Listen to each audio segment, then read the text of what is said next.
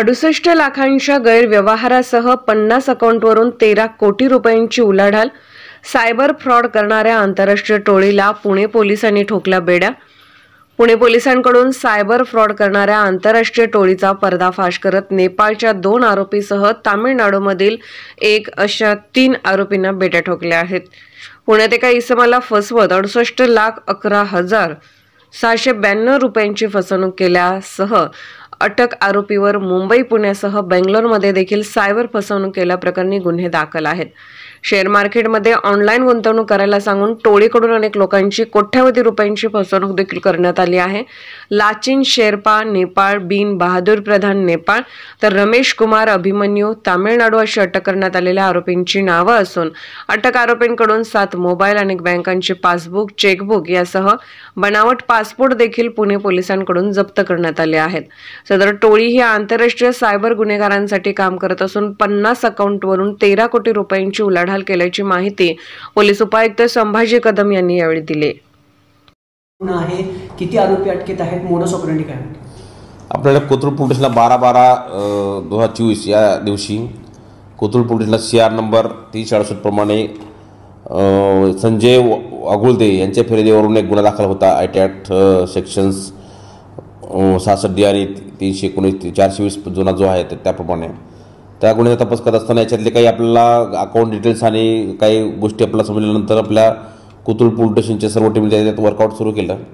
त्या सुरू केल्यानंतर पूर्वी एका याच्यामध्ये 2 आरोपी अटक आहेत, परंतु काल परवा दिवशी आपल्याकडे नरेच्या हद्दीमध्ये एका हॉटेलमध्ये हे 3 आरोपी आपले त्यातला एक नेपाळी आहे बाजीराव राठोड या नावाने तो त्या ठिकाणी राहायचा आणि त्याचं नाव ओरिजिनल आहे लाचिन शेर्पा, दुसरा रमेश कुमार आणि तिसरा एक भीम बहादूर म्हणून आहे. हे सर्व जे आरोपी आहेत यांच्याकडे जवळपास 7 ते 8 मोबाईल्स, खूप सारे चेकबुक्स, पासबुक, नेपाळी पासपोर्ट आपल्या या ठिकाणी मिळाले आहेत.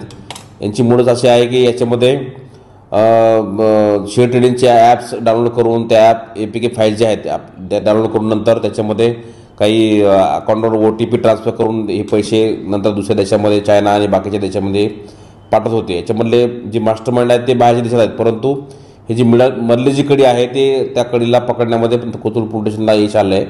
जवळपास ह्याच्यामध्ये 50 अकाउंट्सवरती खूप मोठे ट्रान्झॅक्शन आहेत. जवळपास आतापर्यंत आपल्याकडे एक 10 ते 12 कोटीचे ह्या जे आहेत अकाउंट्स आहेत त्याचे ट्रान्झॅक्शन आपल्याला मिळून आलेले आहेत. हे जे अकाउंट्स आहेत होल्डर्स आहेत ते वेगवेगळ्या राज्यामध्ये वेगवेगळ्या ठिकाणी हे अकाउंट होल्डर्स आहेत. तर याच्यामध्ये ही मधली एक कडी आपल्याला तोडण्यामध्ये कोथरूड पोलीस स्टेशनला यश मिळालेलं आहे. याच्यामधले बाकीचे जो तपास आहे अजून याच्यामध्ये आपण सायबर पोलीसची मदत घेतो आहे आणि काही टेक्निकल एक्सपर्ट जे आहेत त्यांच्यासुद्धा मदत आपण ह्या गुन्ह्याचा तपास कमी घेतो आहे. किती अकाउंट्स त्यांनी केलेत आणि किती आतापर्यंत आपल्याकडे ह्या आपलं ते एक्स्ट्राशन सुरू आहे, याच्यामध्ये तपास सुरू आहे. जवळपास एक 50 अकाउंट याच्यामध्ये आहेत आणि जे ज्यांचे मोबाईल्स आणि जे पासबुक्स आहेत त्याच्यामध्ये त्यांना काही कमिशनवरती त्यांना ते हायर केलं होतं आणि त्यांना काही पैसे त्यांना देत होते. त्यांचे मोबाईल्स आणि त्यांचे पासबुकसुद्धा या ठिकाणी येऊन, कारण त्यांच्या ह्याच्यावरती ते OTP यायचे, त्या APK फाईल्सवरती OTP फक्त दुसरे माणूस तो ऑपरेट करायचा. यांचं काम एकच होतं की हे OTP ही जी नेटवर्क आहे आणि हे मोबाईल चालवून की जेणेकरून की नेटवर्क बंद पडू नये म्हणून हे या ठिकाणी हॉटेलमध्ये आपल्याकडे बसले होते. त्यांना आपल्या माहितीनुसार त्यांना आपण अरेस्ट केलेलं आहे. पुढच्या तपासासाठी आपण सायबर पोलीस स्टेशनच्या मदतीने करत आहोत, परंतु ह्या मॅटरमध्ये ऑलरेडी 2 गुन्हे, एक बेंगलोर पोलीस आणि एक मुंबई पोलीसमध्ये सायबर पोलीस स्टेशनमध्ये दाखल आहे. तिकडे पण नंतर ते वर्क करून घेतील. सर, जे आरोपी आहेत ते रेकॉर्डवरचे आहेत का? कुठं कुठं त्यांच्यावरती गुन्हे दाखल आहेत? याच्या आधी त्यांचा काही रेकॉर्ड आढळले का साहेब? आता ह्याच्यामध्ये 2 गुन्हे ऑलरेडी आपल्याकडे दाखल आहेत. एक बेंगलोर सिटी आणि नंतर west region cyber police station Mumbai या ठिकाणी ते गुन्हे दाखल आहेत आणि आपल्याकडे कोथरूड पोलीस स्टेशनला.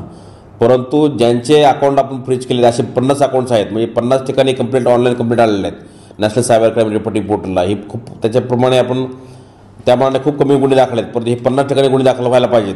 तर ते काही लोकांनी सायबर कंप्लेंट केल्यानंतर ते ऑटोमॅटिक ते अकाउंट फ्रीज होतात. ते असे जवळपास आपल्याला 50 अकाउंट्स मिळालेले आहेत. ते 50 ठिकाणी सुद्धा गुन्हे दाखल होऊ शकतात वेगवेगळ्या राज्यामध्ये. किती पैशांचा अपहार झाला आहे? आता ह्याच्यामध्ये जी ओरिजिनल तक्रार आहे ती त्याच्या शेअर ट्रेडिंगमध्ये त्याला त्या टेलिग्रामहून जवळपास 68 लाख त्याचा जो आहे त्याची अमाऊंट गेलेली आहे आणि हा जो व्यक्ती आहे ते वेल नोन आहे आणि त्याची स्वतःची पण एक कंपनी आहे MIDC मध्ये. तर अशा व्यक्तीची या ठिकाणी फसवणूक झालेली आहे आणि अशा प्रकारचे कुठल्याही जे ॲप APK फाईल असतील किंवा टेलिग्रामवरून कुठल्याही नागरिकांनी याच्यामध्ये बळी न पडता पूर्ण गोष्टीची शहानिशा केल्यानंतरच ह्या गोष्टी कराव्यात, जेणेकरून भविष्यातला होणारा जो लॉस आहे, आर्थिक लॉस, मेंटल हॅरॅसमेंट, ह्या गोष्टी टाळता येऊ शकतील. तर शेअर मार्केटचा प्रकार समजा शेअर मार्केटमध्येच गुंतवणुकीसाठी फोन यायचे. बरोबर, शेअर मार्केटमध्येच गुंतवणुकीसाठी फोन यायचे आणि यांना माहीत नाही की आता हे लोक जे आहेत बदले यांना कमिशन काय मिळत होतं, परंतु जे मेन यातला पैसा आहे तो बाहेरच्या कंट्रीमध्ये पण जातो आणि याच्यामध्ये मनी लॉन्ड्रिंगचा सध्या प्रकार होऊ शकतो. इथले पैसे बाहेरच्या देशामध्ये जाऊन दुसरा, तिसरा, चौथा व्यक्ती कोणी तो ऑपरेट करत आहे.